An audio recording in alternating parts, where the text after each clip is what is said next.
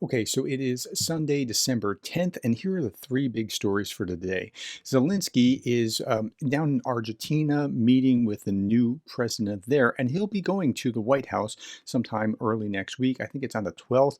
Biden invited Zelensky to the White House to underscore the United States' unshakable commitment to supporting the people of Ukraine as they defend themselves against Russia's brutal invasion. So Zelensky will be back in the U.S. pretty soon.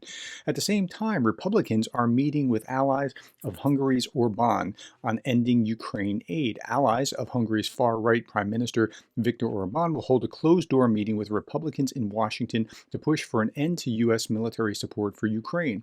Members of the Hungarian Institute of International Affairs and staff from the Hungarian Embassy in Washington will on Monday begin a two-day event hosted by the conservative Heritage Foundation.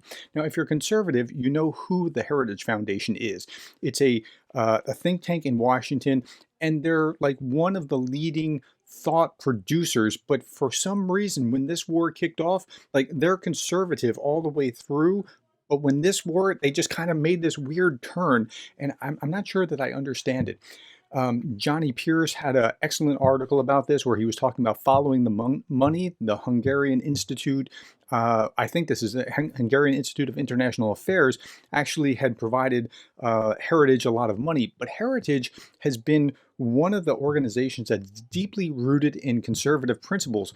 But conservative isn't conservative in the same place everywhere, right? Like a conservative in the US isn't necessarily the same thing as a conservative in Europe or conservative in Russia, but somehow this is commingled or just distorted in some way that I can't quite understand. It's more than just the money. Something else is driving it, but I don't understand.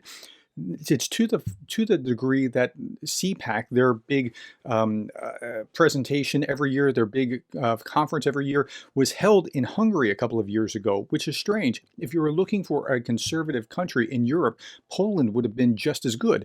So at any rate, I haven't quite sorted that out, but there's these dueling diplomatic things going on.